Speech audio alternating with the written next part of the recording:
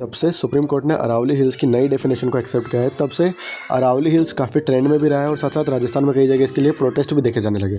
आइए इसके पीछे रीज़न क्या था और क्या डेफिनेशन थी जिसकी वजह से इतना प्रोटेस्ट और इतना ट्रेंड में रहा।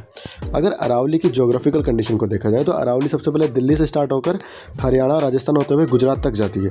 ये 4 स्टेट में जाती है और मेनली ज़्यादा पोर्शन इसका राजस्थान में फ्लो करता है। अगर इसकी ज्योग्राफिकल कंडीशन देखी जाए तो ये पैरेलल जाती है डेजर्ट के, और डेजर्ट की एक प्रॉपर्टी होती है कि डेजर्ट हमेशा आगे बढ़ता है, क्योंकि डेजर्ट का स्पेशल फिक्स कोई शेप नहीं होता। जब भी हवा चलती है तो उसकी रेत उड़कर कहीं और आगे जाती है और ड्यून्स बनाती है। तो इसी टाइप से जब अरावली है तो अरावली के यहाँ पर ग्रीनरी में टकरा कर वो डेजर्ट आगे नहीं बढ़ पाता। तो सबसे मेन यही है अरावली की इंपॉर्टेंस कि डेजर्ट को आगे नहीं बढ़ने देता। अगर यही अरावली नहीं होती तो शायद यूपी बिहार तक का जहाँ पर सबसे ज़्यादा पानी है वो एरिया भी डेजर्ट बन चुका होता।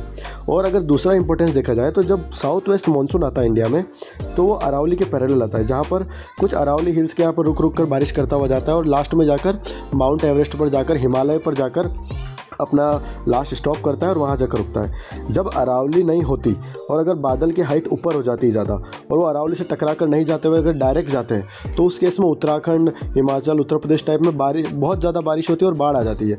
अगर यही अरावली नहीं हुई तो डायरेक्ट बादल जाके वहाँ टकराएंगे, जिससे बहुत ज़्यादा बारिश होगी और पूरे वापस रीजन में बाढ़ आएगी, जिसकी वजह से वापस इकोसिस्टम बिगड़ेगा। तो 2 इंपॉर्टेंट फैक्टर है कि डेजर्ट को बढ़ने से रोकता है, साथ साथ बारिश को भी कंट्रोल करते हुए रहता है। ये दोनों नहीं होने से इकोसिस्टम और जो आम लोगों का जीवन इस पर बहुत ज़्यादा इफेक्ट आएगा। साथ साथ अगर अरावली की डेफिनेशन को देखा जाए तो डेफिनेशन में ये एक्सेप्ट किया गया है कि जो 100 मीटर से ऊपर की हिल्स है उसको अरावली माना जाएगा। और अगर अरावली की एवरेज हाइट देखी जाए तो वो 450 मीटर है। तो ये पॉसिबल कैसे होगा कि अगर 100 मीटर से ऊपर सिर्फ 90% को नहीं कवर किया जाएगा और 10% ही कवर हो रही।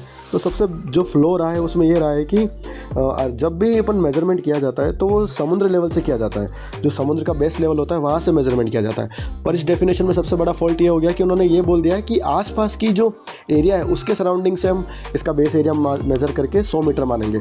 तो उसी वजह से इतना ज़्यादा प्रोटेस्ट हुआ और इतनी ज़्यादा अरावली 90% अरावली हिल्स 100 मीटर से अबव वाली नहीं रही और 100 मीटर से बिलो रह गई। इस वजह से ये इतना ट्रेंड में है और अब काफ़ी इसके लिए क्लेरिफिकेशन भी आया है मिनिस्ट्री ऑफ एनवायरनमेंट से। उन्होंने कहा है कि हम इसको इम्प्लीमेंट नहीं करेंगे, पर इसके रिगार्डिंग बहुत ज़्यादा अवेयरनेस ज़रूरी है। साथ साथ जो इलीगल माइनिंग एनसीआर में और काफ़ी जगह हो रही है उसको रोकना भी ज़रूरी है, क्योंकि ये हमारे लिए हेरिटेज है।